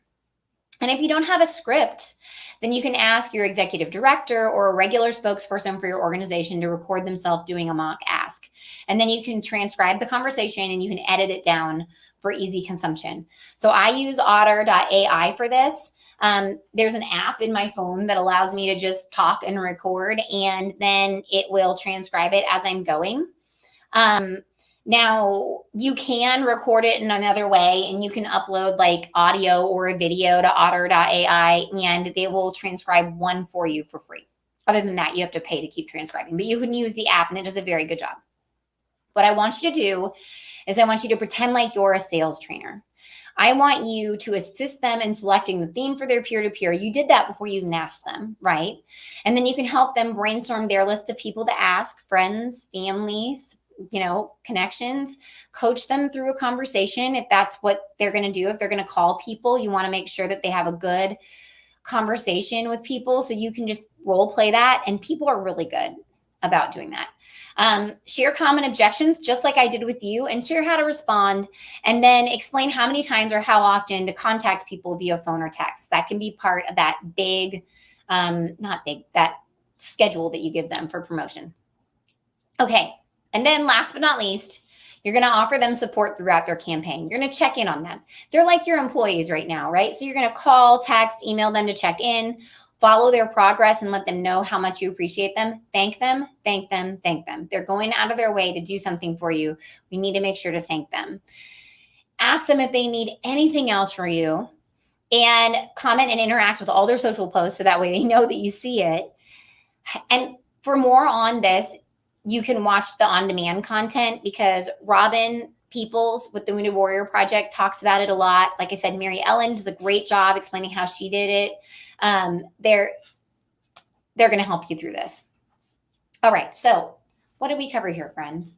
We talked about what peer-to-peer is, right? We talked about campaign ideas, who to ask, and how to support them. Okay. So we're going to give away our scholarship. And then after that, we'll have our Q&A heyday where you can keep asking questions, and I'll hang out with you until your questions are answered. Okay, so our scholarship is to our Nonprofit Marketing Management Fundamentals course. And the winner of this course is Cheryl Oliver. Yay, Cheryl! Okay, I'm excited to have you in the course. So if you're ready to start planning for 2021, we are offering our Nonprofit Marketing Management Fundamentals course, and you can join us for the beta session of this course. I'm going to take a small group of nonprofits through our signature marketing planning program later this fall, and it's the same program that we use to plan and manage this almost $1 million campaign that we run for our local nonprofits. The same system that we use to plan all the marketing for all of our clients. And we're going to take you through. And for the beta release, I'm going to do all the lessons live. So that way we can have live Q&A sessions for real feedback. And together we're going to plan your marketing. So that way you can get back to doing what matters most, which is growing your mission and making impact on your community. So if you're interested in being one of that small group, then you can join my waitlist at youmaycreate.com/fundamentals. So youmaycreate.com/fundamentals. All right. And my last announcement before we do our Q&A heyday is remember that right now we're just in the live workshop and there's more information for you. So we have our on-demand supplemental training videos that are also offered in audio, and we have those email templates, which I will be writing and putting up there. I wanted to wait until after I heard all your questions and until after I heard Kat give her talk about Giving Tuesday emails before I wrote them, because I thought, man, you know what? I need to make sure that I do an amazing job for these people. And what if I learned something? And I totally learned something, and you will too from Kat's presentation. And then remember that we have all those guest interviews. We have Mary Ellen, who talks about how she supported her volunteers to raise over $40,000. We have Robin Peoples with the Wounded Warrior Project, who's head of peer-to-peer fundraising. We have Jamie Friedrichs, who's a nonprofit consultant, fundraising consultant. And they will share how they support their volunteers and ways to make this 2020 giving season a success for your nonprofit. All right. So those of you friends who are left, yay. I am going to bring Stacy back in here. Whoop, whoop. There's Stacy. And I'm going to share my, my screen over here. So I don't have any questions up here yet, but we'll hang out for a couple of minutes and see if anybody has questions. This is your opportunity to pick our brains completely for free and get information. One thing I was going to say earlier, Monica, is I think that handwritten thank you notes have made a comeback during COVID. And I think that it is a really easy way to get in touch with your donors. I always get them after, like in January, I always get handwritten thank you notes from the people we make donations to. And it's so nice. Yeah, I keep them too because they make me feel warm and fuzzy inside. they do. But I really do love cards just in general. Like my grandma sends a card to me and my kids and my husband on all of our birthdays. And I totally keep those cards. I do too. Every one of them. Facebook. Hi, Grandma. Actually, no. Renee, tell Grandma that I talked about her. Oh. So do you have questions? What were some of our most asked questions yesterday? Ooh, okay. How many emails is too many emails? How many social media posts was too many social media posts? And the answer to that was, we don't really think that there's too many. 1 million. Now, the reason that we don't think that there's too many is because okay, so I was thinking about this morning, even as I was getting ready. Think about something that you would text your friend about. Can you text your friends too many times in a day? Stacey, can I text you too many times in a day? Not usually. No, because I'm texting Stacey whenever I have things to tell her, when I have usually pretty important thing or a question or something. So each one of these emails, each one of these social media posts is talking to a segment of your audience, and it's telling them a specific thing. And so if you can text your friends multiple times a day, why can't you talk to people on social media or via email multiple times a day, right? Like, I think it's just the quality, making sure that we have a quality message coming out and not just some like weird canned things. You said texting. That reminded me, one of the things so I'm on the board for a nonprofit that does medical relief work around the world. Well, obviously we're not able to travel right now. And so it's really important that we tell donors what we're doing with their money. And some of the things that we're doing are things in Iowa where the tornadoes were, in Louisiana where the hurricane is, and Relief work there. But things that our donors really love is just like a text with a picture of where we're at and what we're doing and a thank you. So that is a super easy way to get in touch with them, and they love that relationship. And 9 times out of 10, they'll give more money for whatever cause you texted them from. So, email tracking software that's affordable. Well, we did mention MailChimp if you're going to use MailChimp, which is free up to 2,500 subscribers. So, and it tracks all the things. It tracks how many emails are sent, how many emails are opened. It does A/B testing for you. Stacey, you use other things though, like from your personal email. Tell them about those. I'm going to touch on MailChimp for a couple more things for MailChimp. I like that it integrates with a lot of things. So that's really handy. And I also like the groups feature in MailChimp, so you can sort people really easily. In my regular email, I use a mail merge setup where there's a free version of it. You can send up to 50 emails a day, and it looks like you're just emailing one person at a time. So you said earlier that you need to make sure you email small batches. Google or any other email provider really does not like you to send anything over just a few emails CC'd at one time, or be CC'd at one time. So if you're sending a bunch, I definitely recommend using some sort of mail merge if you're using your regular email, and that's an add-on through Gmail. You mentioned HubSpot sales, so I definitely track emails through there. Boomerang is a thing that you can use to schedule your emails, which is really handy. So if you want to schedule some emails ahead of time, so sometimes I use that to check in with people if I want to schedule some things out in advance and just sit down and do all the things in one setting, but I know it's maybe not the right time to send something. Because I'm a huge fan of sending emails at a lot of people will send them at 10 o'clock in the morning or 3 o'clock in the afternoon. I'm a huge fan of sending it at 3:05. I want to be on top of all those people that send it at 3 o'clock. So when somebody goes to check it at 3:30, I want to be the first one that they see, not they're tired of checking their email when they read mine. So scheduling some of those things is really handy. Those are probably my big tools for my email. I do think too, just thinking through your target market and when are they available.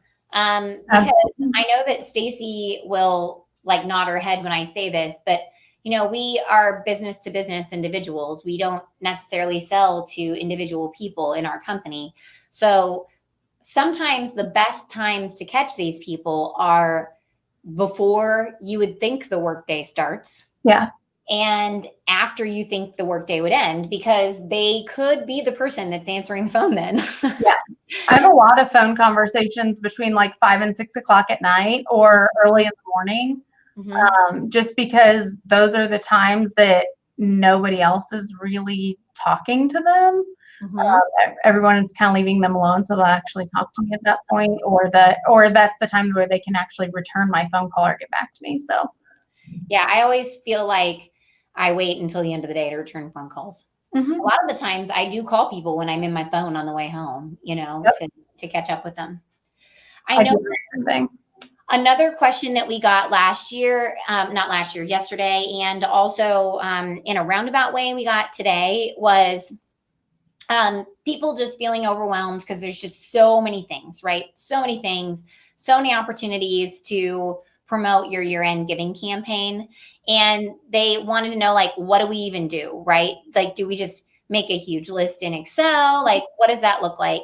And I wanted to just bring us all the way back to the beginning and remind you that if you're feeling overwhelmed, the place where you start is in your pantry. You go back to your pantry and you see, what do I have right now? Because you don't have a huge budget to go to the grocery store and get more stuff to market your campaign. So what do you have right now? Is it people? Is it paper? Is it tape? Is it chalk? I don't know. And then you think about, what are your strengths? What is that team good at? Then you can make a huge list of all your ideas, right? And you're going to kind of play a connect the dots game. You're going to draw lines from one side to the other. Okay, I've got this stuff in my pantry. This is the recipe that I can use to make dinner right now. Yeah, because you're not going to make more than one dinner a night either. So focus on one thing this year. You guys are small. You don't have to do 14 different things. You have to develop this process, right?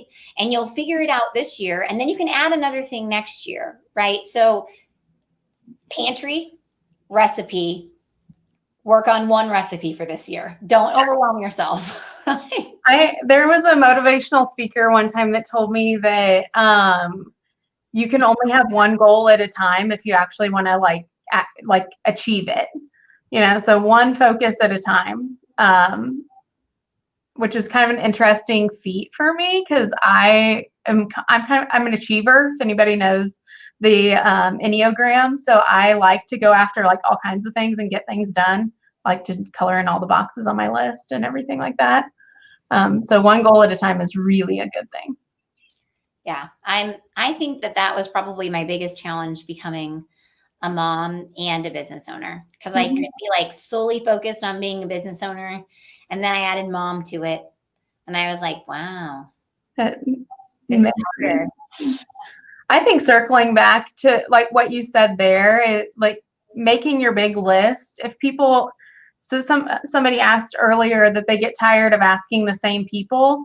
One thing that I do is take your people that you ask all the time and then just go outside of them and add the next ring of people.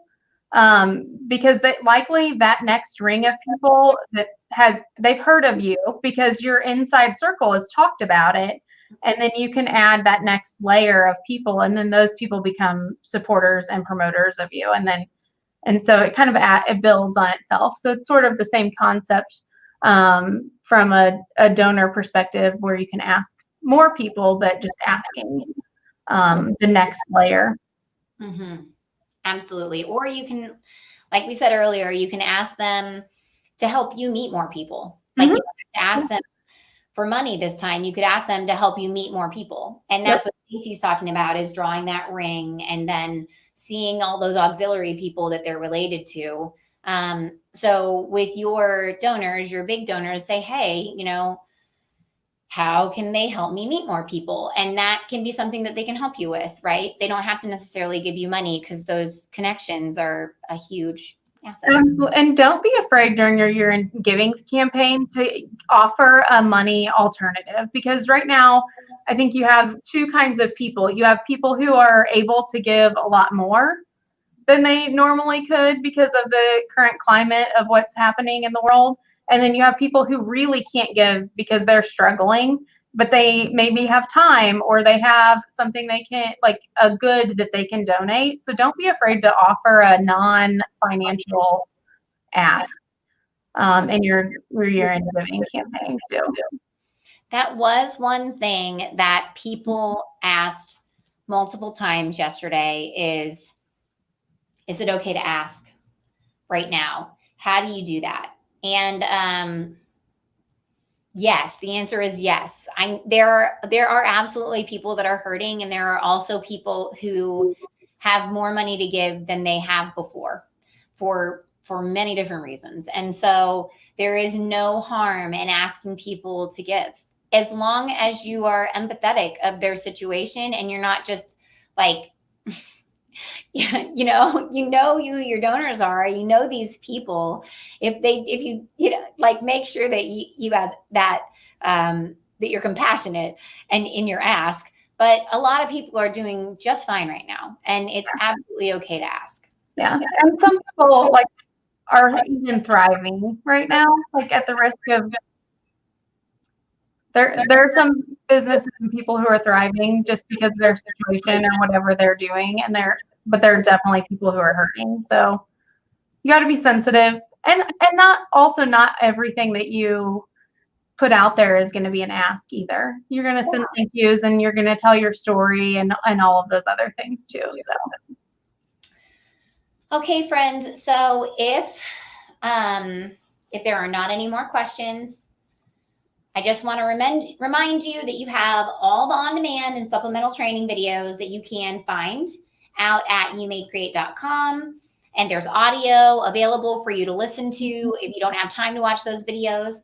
We'll have the email templates up soon. And listen to those guest interviews. I know this is going to support you and make this 2020 giving season like the best part of 2020. So thank you very much for hanging out with us today. I really appreciate your time, your attention, and your energy. And we'll see you soon.